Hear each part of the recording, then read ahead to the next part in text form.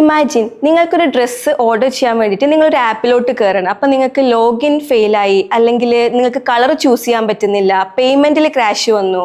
അങ്ങനെയൊക്കെ വരുമ്പോഴാണ് ഒരു സോഫ്റ്റ്വെയർ ടെസ്റ്റിൻ്റെ ഇമ്പോർട്ടൻസ് വരുന്നത്.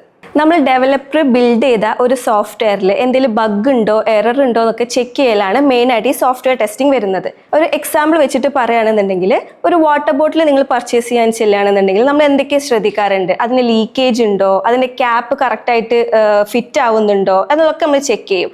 അപ്പോൾ എന്നിട്ട് അതിൽ ഏറ്റവും ഗുഡ് പ്രൊഡക്റ്റ് ആയിരിക്കും നമ്മൾ ഫൈനലി വാങ്ങുന്നുണ്ടാവുക. അത് തന്നെയാണ് ഇവിടെ ടെസ്റ്റിങ്ങിലും വരുന്നത്. നമ്മൾ ഡെവലപ്പ് ചെയ്ത പ്രൊഡക്റ്റ് നമ്മൾ ഫുള്ളായിട്ട് ചെക്ക് ചെയ്യുക എന്നുള്ളതാണ് ഒരു സോഫ്റ്റ്വെയർ ടെസ്റ്റിങ്ങിൽ വരുന്നത്.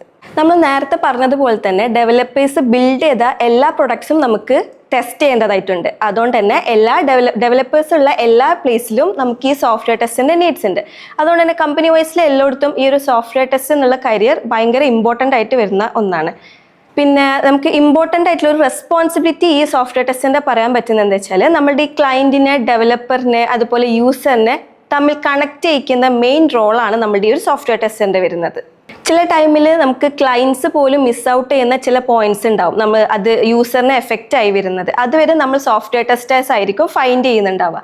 അപ്പോൾ അത്ര തന്നെ ഒരു ക്രൂഷ്യൽ ആയിട്ടുള്ള ഒരു കുറച്ച് റെസ്പോൺസിബിൾ ആയിട്ടുള്ള ഒരു റോളാണ് സോഫ്റ്റ്വെയർ ടെസ്റ്റ് എന്ന് പറയുന്നത്. സോഫ്റ്റ്വെയർ ടെസ്റ്റിങ്ങിൻ്റെ ഒരു അഡ്വാൻറ്റേജ് എന്താണെന്ന് വെച്ചാൽ, ഇതിന് പ്രോഗ്രാമിംഗ് വലുതായിട്ട് ആവശ്യമില്ല. അതുകൊണ്ട് തന്നെ ഒരു IT ബാക്ക്ഗ്രൗണ്ട് ഇല്ലാത്തവർക്കോ അല്ലെങ്കിൽ ഫ്രഷേഴ്സിനോ ഒക്കെ ഈ ഒരു കരിയർ ബെസ്റ്റാണ്. നിങ്ങളൊരു IT കരിയർ ആദ്യമായിട്ട് ആഗ്രഹിക്കുന്നുണ്ട്, എന്നാൽ ഈ പ്രോഗ്രാമിങ്ങിന് വലിയ താല്പര്യം ഇല്ല എന്നാണെങ്കിൽ നിങ്ങൾക്ക് പറ്റിയ ഒരു ബെസ്റ്റ് കരിയർ ഓപ്ഷനാണ് സോഫ്റ്റ്വെയർ ടെസ്റ്റിംഗ്.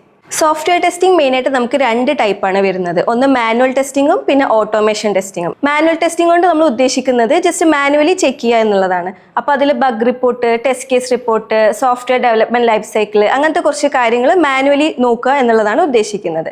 ഓട്ടോമേഷൻ വരുമ്പോഴാണ് നമ്മൾ സെലീനിയം പോലുള്ള ടൂൾ യൂസ് ചെയ്തിട്ടാണ് ഇവിടെ ചെയ്യുന്നത്. അതിന് നമ്മൾ ജാവയാണ് മെയിനായിട്ട് യൂസ് ചെയ്യുന്നത്. അതും ജാവ ബേസിക് ആയിട്ട് നമ്മൾ പഠിക്കുന്നുള്ളൂ. പിന്നെ ഇത് നമുക്ക് 2 ടൈപ്പ് ആയതുകൊണ്ട് തന്നെ 2ലും ഗ്രേറ്റ് കരിയർ ഓപ്ഷൻ ഉണ്ട്. അപ്പോൾ അതുകൊണ്ട് തന്നെ ഏത് ചൂസ് ചെയ്താലും നല്ലൊരു പൊസിഷൻ ആയിരിക്കും അത്.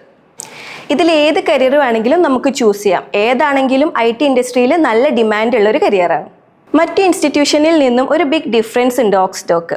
മറ്റ് ഇൻസ്റ്റിറ്റ്യൂഷനൊക്കെ നമ്മൾ എടുക്കുകയാണെന്നുണ്ടെങ്കിൽ ജസ്റ്റ് അത് സിലബസ് വൈസ് ആയിട്ടാവും പോകുന്നുണ്ടാവുക. ജസ്റ്റ് PPT എടുക്കുന്നു, അതിൽ കുറച്ച് കാര്യങ്ങൾ നോക്കിയിട്ട് തിയറി വൈസ് ആയിരിക്കും ഫുള്ള് പോകുന്നുണ്ടാവുക. അപ്പോൾ എന്താ, സ്റ്റുഡൻസ് ലാസ്റ്റ് ഇറങ്ങുമ്പോൾ അവർക്ക് ഫുൾ തിയറി ആയിരിക്കും അറിയുന്നുണ്ടാവുക. നോ പ്രാക്ടിക്കലായിട്ട് ഒരു ടച്ചോ കാര്യങ്ങളോ ഒന്നും ഉണ്ടാവില്ല. ഒരു സർട്ടിഫിക്കേഷന് വേണ്ടി മാത്രമല്ലല്ലോ നമ്മളൊരു കോഴ്സ് ചെയ്യുന്നത്. ഇതിന്ന് തികച്ചും ഡിഫറെൻ്റ് ആണ് ഓക്സ്ഡോക്ക്. ഇവിടെ നമ്മൾ 1-to-1 മെൻറ്റർഷിപ്പാണ് ചെയ്യുന്നത്. ഇവിടെയുള്ള എല്ലാ മെൻറ്റേഴ്സും ഇവിടെ ലൈവായിട്ട് വർക്ക് ചെയ്യുന്നവരാണ്. അതുകൊണ്ട് തന്നെ നിങ്ങൾക്ക് ഒരു എക്സ്പീരിയൻസിൽ നിന്നും പഠിക്കാം. ഇവിടെ നിന്ന് നിങ്ങൾ പ്ലേസ്ഡ് ആയിട്ട് ഇറങ്ങുമ്പോൾ നിങ്ങൾക്ക് IT കമ്പനിയിൽ വർക്ക് ചെയ്ത എക്സ്പീരിയൻസും ഉണ്ടാകും, അതുപോലെ ഒരു പ്രാക്ടിക്കൽ നോളജും ഇതിനെക്കുറിച്ച് ഉണ്ടാകും.